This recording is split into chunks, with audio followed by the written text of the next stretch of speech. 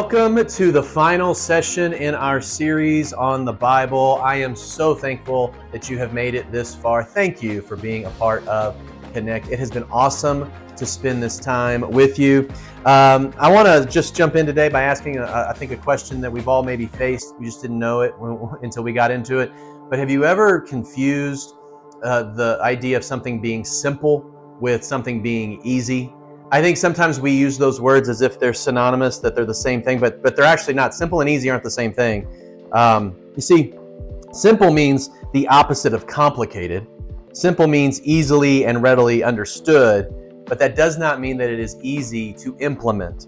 Let me give you an example. If you've ever experienced this, if you've ever tried to lose weight, losing weight is simple, right? It's not that complicated. However, if you've ever tried to do it, it is not easy. It is very not easy. How about breaking a bad habit?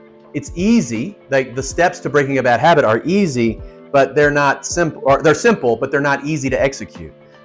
Forgiving someone, simple enough, very easy to do.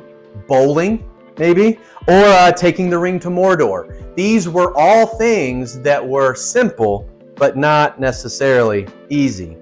When we see this in our lives, it's true in the area of faith as well. In Matthew 18, verse 3, it says this: "Truly I say to you, unless you turn and become like children, you will never enter the kingdom of heaven.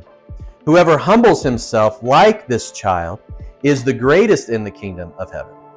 So faith in Jesus is so simple that a child can do it. But then he says there in verse 4, whoever humbles himself. That's showing that while it's simple, it's not easy. Humbling ourselves is not easy. The way to understand the Bible is simple.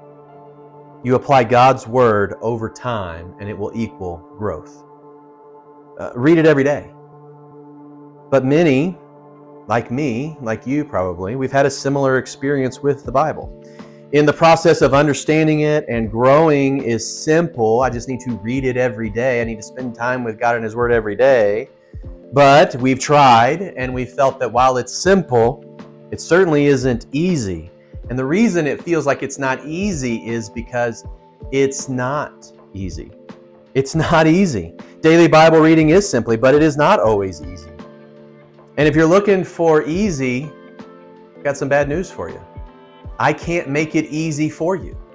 Connecting with God and His Word isn't easy. Sure, now, there are tools that we're providing. There are tips and tricks, and I can point you in the right direction. I can give you some helpful things, but I can't make this easy. It's not easy, which makes sense if you think about it. Because number one, it's not easy because God has not called us to an easy life. We have to put that idea completely aside. The idea that connecting with God through His Word is going to be easy isn't true because God hasn't called us to an easy life. In Luke 9:23, it says, "If anyone would come after me, let him deny himself and take up his cross daily and follow me." That's not easy. This verse forces us to confront our own motives within our faith and our own motives for Bible reading. Just as sometimes we confuse simple and easy, as Christ followers, we sometimes confuse blessing and comfort. Those aren't the same thing. They can't be. Blessing can't mean comfort, or Jesus contradicted Himself in John 16:33 when He said, "I have told you these things so that in me you may have peace. In this world you will have trouble, but take heart, I have overcome the world." And nowhere in this verse does Jesus say that because He has overcome the world, our life will be comfortable or our life will be easy. John 15:18, "If the world hates you, keep in mind that it hated me first. And if you belong to this world, it would love you as its own. As it is, you do not belong to this world, but I have chosen you out of the world, that is why the world hates you." The Christian life isn't going to be easy, which highlights the need for instruction, guidance, confidence, encouragement, and direction from daily Bible reading. But it's also not going to be easy because consider that we do have an enemy who hates you. He hates us. 1 Peter 5:8, "Be sober-minded, be watchful. Your adversary, the devil, prowls like a roaring lion, seeking someone to devour." The enemy hates you. He hates your family. He hates your kids.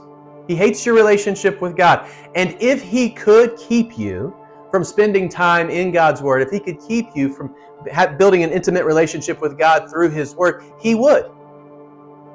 Now, I gotta be honest, I personally don't think that's been my problem. I can't actually point to a time in my life where I wasn't engaged in Bible reading and I could point to it and say it was because the devil kept me from it. What has been more common than the devil keeping me from spending time with God and His Word has been me choosing my own fleshly desire towards comfort and ease instead of intimacy and connection with God through His Word. This is what Paul says in Galatians 5:17. For the desires of the flesh are against the Spirit, and the desires of the Spirit are against the flesh. For these are opposed to each other, to keep you from doing the things that you want to do. Well, how do I overcome the flesh? How do I overcome these fleshly desires? Well, by spending time with God in His Word. Well, how do I want to grow to know God more? How do I want to spend more time in His Word every day? By spending time in His Word every day. See, it's simple. It's just not easy.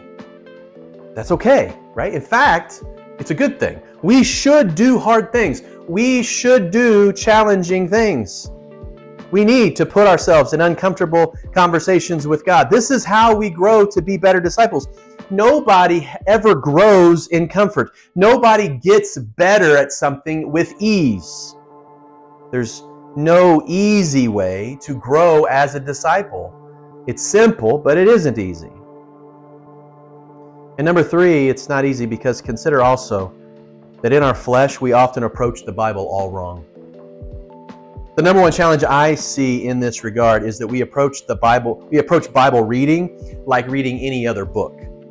We come to it wanting to know more, which is important, but it's incomplete.